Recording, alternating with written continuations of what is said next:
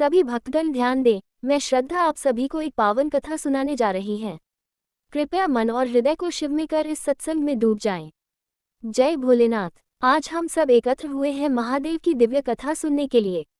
शिवरात्रि केवल एक पर्व नहीं, बल्कि आत्मा को शुद्ध करने और भगवान शिव की कृपा प्राप्त करने का अनुपम अवसर है। जब सृष्टि का आधार स्वयं शिव होते हैं, तो ये रात महज एक रात्रि नहीं, बल्कि महान रात्रि बन जाती है। ये वही रात्रि है जब स्वयं महादेव ने माता पार्वती को अपनी अनंत लीलाओं का रहस्य बताया था। आज हम उसी पावन कथा को सुनेंगे, जो माता पार्वती के प्रश्नों से आरंभ हुई और स्वयं भगवान शिव के दिव्य वचनों से पूर्ण हुई। शिवरात्रि का पुण्यकाल और पूजन विधि। मेरे भाइयों और बहनों, इस वर्ष महाशिवरात्रि 26 फरवरी को आ रही है। ये रात विशेष रूप से भगवान शिव और माता पार्वती के विवाह की रात मानी जाती है। इस दिन हमें कैसे शिवजी की उपासना करनी चाहिए, इस पर स्वयं शंकर जी ने कहा था। जो भक्त श्रद्धा से जल, दूध, बेलपत्र, धतूरा और भांग से मेरा अभिषेक करता है, उसके समस्त पाप नष्ट हो जाते हैं। जो महाशिवरात्रि की रात जागरण करता है और शिव मंत्रों का जाप करता है, वह मोक्ष के समीप पहुंच जाता है। इसलिए हमें इस रात क्या करना चाहिए? व्रत रखें मन और आत्मा की शुद्धि के लिए। शिवलिंग पर जल और पंचामृत चढ़ाएं ताकि शिव कृपा प्राप्त हो। रात्रि जागरण करें, भजन, मंत्र जाप और ध्यान करें। महादेव की 4 पहरों में पूजा करें, जिससे सभी दोष समाप्त हो जाएं। अब जब हमने शिवरात्रि की महिमा समझ ली, तो चलिए महादेव की अद्भुत कथाओं में प्रवेश करते हैं, जो हमें ये बताएंगी कि शिव केवल देवता नहीं, बल्कि प्रेम, तपस्या, शक्ति और करुणा के सागर हैं। अब मैं आपको एक ऐसी कथा सुनाने जा रही हूँ, जो स्वयं भगवान शिव ने माता पार्वती को सुनाई थी। ये कथा आपको शिव तत्व को समझने और उनकी अनंत कृपा का अनुभव कराने के लिए है। कथा प्रारंभ होती है। शिवरात्रि पर सुने। जब भोलेनाथ ने माता पार्वती को अपनी कहानी सुनाई। महाशिवरात्रि का पर्व जब पूरे ब्रह्मांड में शिव की महिमा गूंजती है, जब भक्त शिवलिंग पर जल, दूध और बेलपत्र चढ़ाकर महादेव को प्रसन्न करने में लीन रहते हैं। ऐसी ही एक महाशिवरात्रि की रात थी, जब कैलाश पर्वत पर माता पार्वती ने महादेव से एक जिज्ञासा प्रकट की। माता पार्वती ने शिवजी से कहा, प्रभु, आज महाशिवरात्रि का पावन पर्व है और समस्त लोकों में आपके भक्त आपकी आराधना कर रहे हैं। मैं ये जानना चाहती हूँ कि यह रात्रि इतनी पावन क्यों मानी जाती है, और ऐसा क्या हुआ था कि ये दिन आपकी विशेष पूजा के लिए निर्धारित हुआ। भोलेनाथ मंद मुस्कान के साथ माता पार्वती की ओर देखकर बोले, देवी, जब तुमने मुझसे विवाह करने का कठोर तप किया था, तब भी तुम्हारे मन में ये प्रश्न था कि शिव कौन है, क्यों सारा जगत मेरी भक्ति में लीन रहता है। आज मैं तुम्हें अपनी कथा सुनाऊंगा। ये वही कथा है जिसे सुनने मात्र से मनुष्य के समस्त पाप नष्ट हो जाते हैं और मोक्ष प्राप्ति का मार्ग सुलभ हो जाता है। महादेव ने माता पार्वती को बताया, ये सृष्टि जब बनी ही नहीं थी, जब अंधकार था तब मैं ही था। न जल था, न वायु, न पृथ्वी, न आकाश, केवल शून्य था। और उसी शून्य में से एक दिव्य ज्योति प्रकट हुई, जो आदि और अनंत थी। उसी ज्योति में से मेरा स्वरूप प्रकट हुआ। मैं शिव, जो संहारकर्ता भी हूँ और सृजनकर्ता भी। एक समय ब्रह्मा और विष्णु में यह विवाद हो गया कि उन दोनों में श्रेष्ठ कौन है। दोनों ने एक दूसरे की महिमा पर प्रश्न उठाए। तभी आकाश में एक विशाल अग्निस्तंभ प्रकट हुआ, जिसका न कोई आदि था और न कोई अंत। ब्रह्मा उस स्तंभ के ऊपरी छोर की खोज में हंस रूप में उड़ चले, और विष्णु वराह रूप धारण कर नीचे की गहराइयों में चले गए। परंतु अनंत काल तक प्रयास करने के बाद भी वे उस ज्योति के छोर तक नहीं पहुंच सके। अंततः उन्होंने ये स्वीकार किया कि उस ज्योति का न कोई आदि था, न कोई अंत। माता पार्वती आश्चर्यचकित होकर बोली, तो क्या वह ज्योति आपका ही स्वरूप थी? महादेव ने मुस्कुराकर कहा, हाँ देवी, वही ज्योति मेरा शिवलिंग रूप था, जो अजन्मा और अविनाशी है। तभी से शिवलिंग की पूजा प्रारंभ हुई। शिवलिंग का अर्थ ही है शिव का प्रतीक, वह प्रतीक जो ब्रह्मांड की अनंत शक्ति को दर्शाता है। माता पार्वती ने उत्सुकता से आगे पूछा, तो महाशिवरात्रि का क्या रहस्य है? महादेव ने कहा, ये वही दिन था जब मैंने पहली बार इस ब्रह्मांड को अपने शिवलिंग स्वरूप में दर्शन दिए थे। ये वही दिन था जब ब्रह्मा और विष्णु ने अपनी अहंकार भावना को त्याग कर मेरी आराधना की थी। ये वही दिन था जब मैंने सृष्टि के पालन का संकल्प लिया था। और यही वह दिन था जब तुमने अपने कठोर तप से मुझे पति रूप में प्राप्त किया था। माता पार्वती का हृदय भक्ति और प्रेम से भर गया। उन्होंने हाथ जोड़कर महादेव से कहा, हे नाथ, आपकी यह कथा अत्यंत पावन है। क्या इसे सुनने मात्र से मनुष्य का उद्धार हो सकता है? महादेव बोले, देवी, जो कोई भी इस पावन रात्रि को मेरी कथा को श्रवण करता है, व्रत रखता है और सच्चे हृदय से मेरी आराधना करता है, उसे मोक्ष की प्राप्ति होती है। यह व्रत समस्त पापों को नष्ट करने वाला है। यदि कोई इस दिन मेरी सच्चे मन से पूजा करता है तो मैं उसे हर जन्म में अपनी कृपा का पात्र बनाता हूँ। तभी कैलाश पर्वत पर चारों ओर मंत्र गूंजने लगे। देवताओं ने पुष्प वर्षा की और चारों ओर दिव्य प्रकाश फैल गया। माता पार्वती ने शिव से कहा, हे महादेव, मैं वचन देती हूँ कि मैं इस शिवरात्रि व्रत को हर वर्ष करूंगी और संसार को भी इस व्रत का महत्व बताऊंगी। महादेव ने आशीर्वाद देते हुए कहा, देवी, जो भी स्त्री इस व्रत को रखेगी वह अखंड सौभाग्य प्राप्त करेगी, और जो भी पुरुष इसे करेगा वह अपने समस्त पापों से मुक्त होकर शिवलोक को प्राप्त करेगा। माता पार्वती और शिवजी की इस पावन चर्चा से कैलाश पर्वत धन्य हो उठा। महादेव की कथा अमर हो गई और शिवरात्रि का व्रत संपूर्ण ब्रह्मांड में पुण्यकारी माना जाने लगा।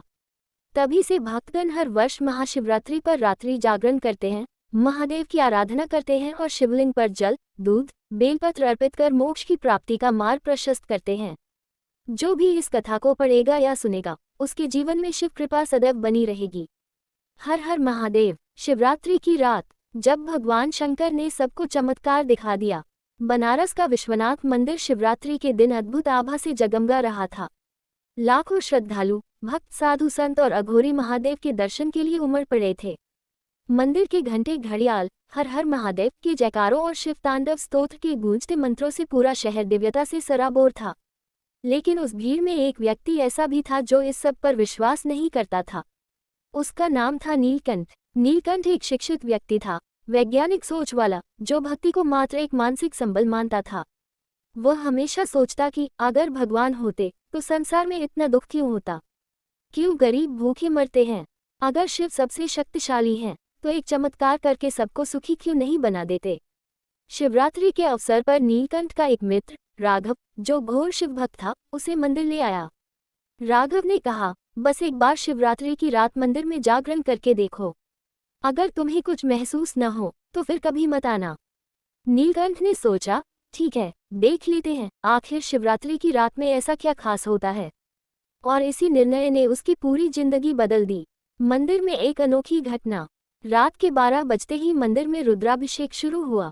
भक्त शिवलिंग पर जल, दूध, बेलपत्र और चंदन चढ़ा रहे थे। मंत्रों के उच्चारण से पूरा वातावरण आध्यात्मिक शक्ति से भर गया था। लेकिन नीलकंठ कुछ भी महसूस नहीं कर रहा था।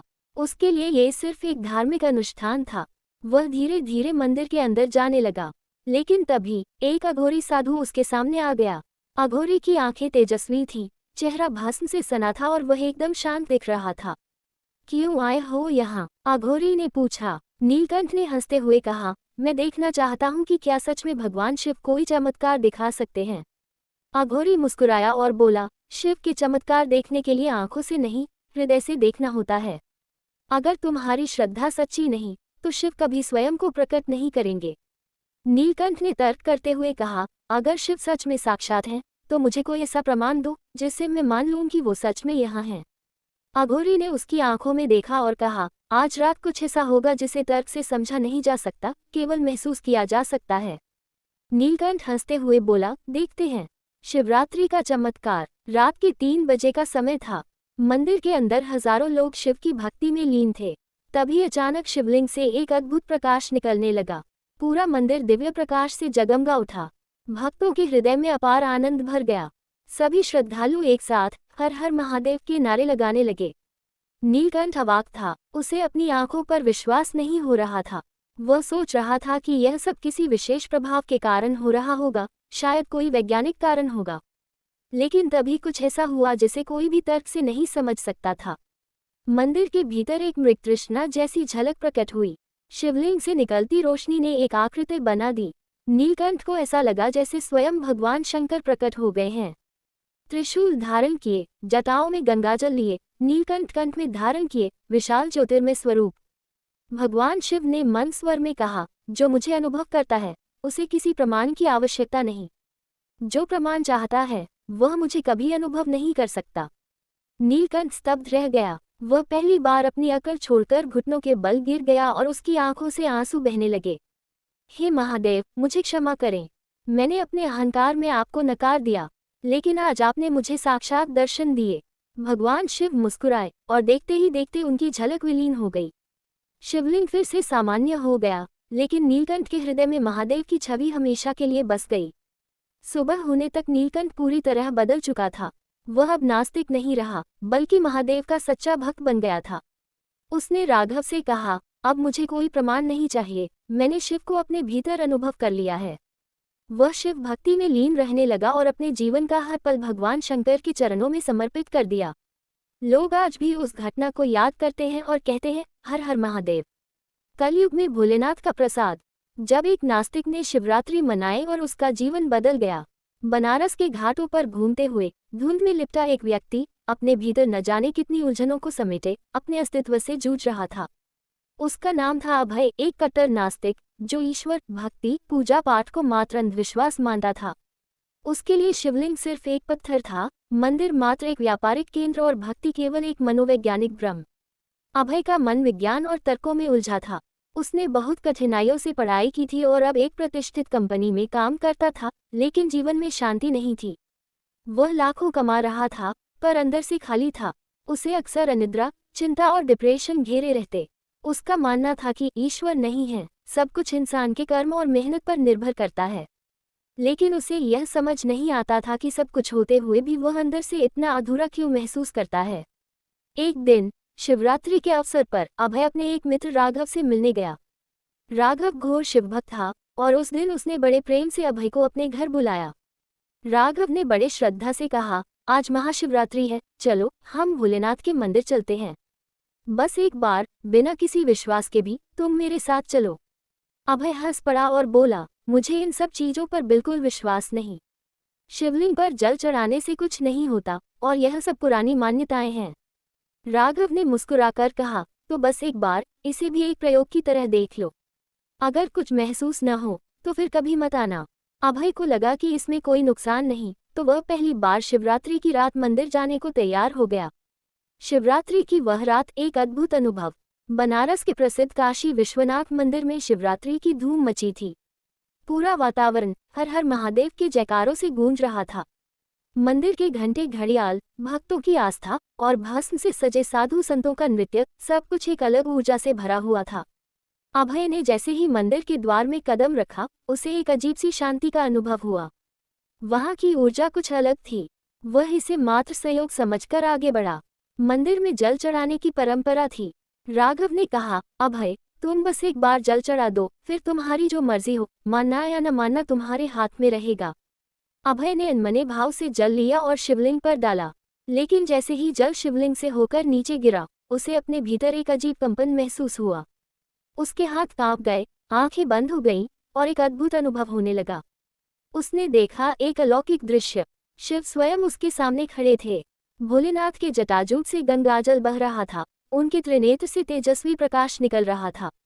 उनका नीलकंठ उसके मन के सारे अंधकार को समेट रहा था और उनके होठों से एक मधुर वाणी निकली, जो मुझे पहचान लेता है उसे संसार का कोई भय नहीं रहता।